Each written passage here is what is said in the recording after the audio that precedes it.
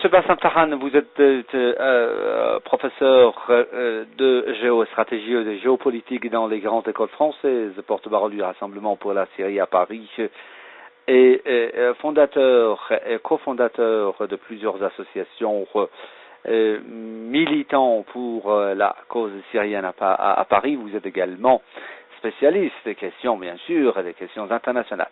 Merci infiniment d'avoir accepté d'accorder cet entretien à la radio francophone iranienne. Monsieur Tahan, quelle analyse portez-vous sur ces récents affrontements qui se sont produits au Liban, plus précisément à Ersal, entre les groupes terroristes et les éléments des groupes terroristes et l'armée libanaise, s'il vous plaît? Alors d'abord, je rappelle à nos auditeurs que j'avais prévu cette expansion des islamistes au Liban il y a de ça plusieurs mois sur vos ondes, en disant que si les islamistes venus du Liban et aidés par l'international islamiste qui passe par la Turquie en Syrie perd la bataille de Qusayr, perd la bataille de Yabroud et de tout le Qalamoun, c'est-à-dire cette chaîne d'anti-Liban qui sépare géographiquement, je dis, la Syrie du Liban,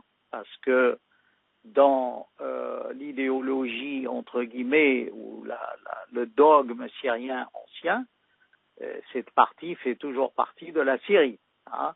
Vous voyez, ça remonte au mandat français, au général Gouraud, le fait d'avoir créé ce grand Liban. Évidemment, le grand Liban n'est pas vraiment historique, mais c'est un autre débat. Toujours est-il donc qu'il y a à peu près 130 000 musulmans sunnites rebelles réfugiés à Arsel. Parmi ces gens-là, évidemment, il y a des gens qui ont du sang sur les mains. Il n'y a pas que des civils innocents qui se sont réfugiés au Liban. C'est entièrement faux. D'ailleurs, si on voit comment les choses se déroulent, on se rend compte que c'est bien de ces camps de réfugiés syriens que sont partis les combattants pour s'attaquer à l'armée libanaise, ont tué une dizaine, en ont emprisonné pareil, et quand on écoute les déclarations des uns et des autres, on se rend compte que c'est un peu un appel, un avant-goût d'une guerre islamiste au Liban. C'est un message aux cellules dormantes dans le Liban, et ça également, j'en ai parlé il y a longtemps, qu'il y a des cellules dormantes islamistes au Liban qui n'attendent qu'un signal pour transformer le Liban en champ de bataille. D'ailleurs, si vous vous souvenez, il y avait des cheikhs sunnites, entre autres le cheikh Assir de Saïda, qui avaient appelé à aller faire la guerre sainte en Syrie contre le gouvernement de Bachar el-Assad, qui est allé lui-même se battre là-bas, puis il a disparu de la circulation. Sans doute, il est réfugié au royaume saoudite.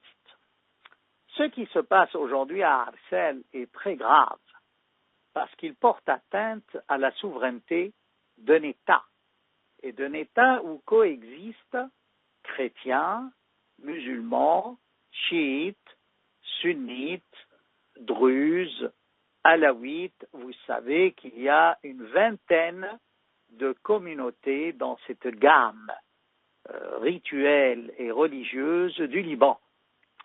Donc, si la mèche est allumée à Arsel, c'est aussi parce que cette grosse bourgade se distingue par sa population sunnite qui est rattachée au Qalamoun syrien face à une foultitude de petits villages chiites qui vont justement des flancs de l'anti-Liban jusqu'au sud libanais dans la Beka.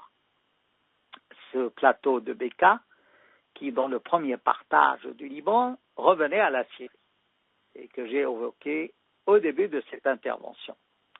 Donc, là, ce qui est admirable, c'est que les responsables sunnites du Liban ont compris que c'était un danger pour l'État et pour la communauté sunnite. Parce que là, le danger est incarné par, malheureusement, des sunnites fanatiques.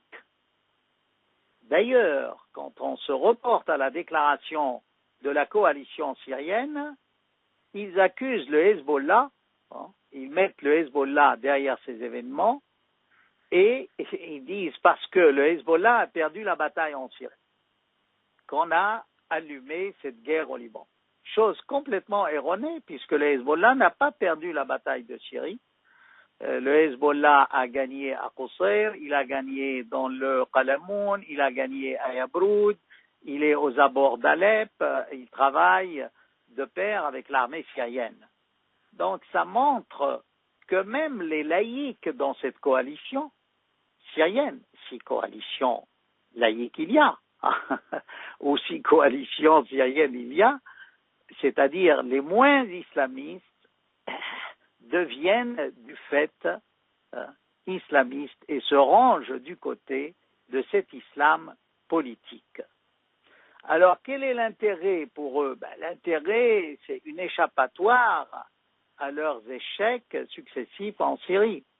Mais j'aimerais terminer par une idée qui me paraît importante, c'est l'urgence quand même d'aide à ces civils. Ces civils, bien qu'ils soient rebelles, dans leur majorité, on n'a pas le droit non plus de les traiter comme du bétail, de les priver d'eau, de les priver de nourriture. Je veux dire, c'est assez compliqué. Il faut que l'État libanais puisse distinguer, c'est vrai que c'est difficile, entre les véritables rebelles combattants, qui portent des armes, et des gens qui, bien sûr, ont cette couleur politique, mais ne se battent pas. C'est-à-dire, il y a un véritable drame humain. Aujourd'hui, on parle de 100 000 réfugiés chrétiens de Karakosh, au nord de Mossoul, en Irak, mais là aussi, le cas de la bourgade de Hafsal, humainement parlant, est un cas problématique et pathétique. On ne peut pas laisser, on n'a même pas le droit de ne pas soigner ses ennemis dans toutes les guerres. Et là, je crois que la situation est dramatique et compliquée, et il faut absolument, parce que en même temps, l'État libanais a peur de laisser entrer ces 130 000 réfugiés syriens au Liban, vraiment l'intérieur du Liban. Il y a une ceinture de sécurité, ils les maintiennent dans ces camps de réfugiés, mais ces camps de réfugiés sont insalubres. Et là, il y a un problème humain. Je ne crois qu'aucune religion au monde ne peut tolérer une situation pareille. On ne peut pas laisser des réfugiés crever de faim. Monsieur Tahan, une dernière question sur ce sujet. Comment réagissez-vous à cette annonce faite par l'ancien Premier ministre libanais Saad Hariri, président, chef du courant Al-Moussarbal, qui a dit que le roi saoudien l'avait informé de sa décision généreuse d'accorder une aide d'$1 milliard à l'armée libanaise. Le roi du royaume saoudite avait déjà accordé 3 milliards, si vous vous souvenez, à l'armée libanaise. Mais à l'époque, c'était peut-être subrepticement pour aider des islamistes contre le président Assad. Il n'allait pas, et c'était la France qui devait fournir l'armée ou le Liban tout court en armement soi-disant moderne. Alors, ce milliard, ça montre bien que le royaume saoudite s'en mord les doigts, son roi, parce qu'ils ont tellement aidé les islamistes que maintenant, ils voient que ça tourne mal pour eux. les gens qu'ils ont aidés se révoltent contre eux.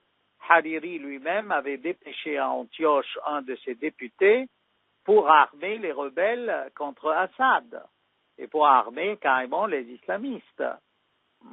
Le roi du royaume saoudien continue de financer la Turquie, même si, bon, il y a un malentendu concernant les frères musulmans, mais il y a toujours des investissements. C'est toute la politique paradoxale de ces vieux rois qui n'ont plus les pieds sur terre. Ils regrettent ce qu'ils ont fait, mais je crois que c'est trop tard qu'on donne ce milliard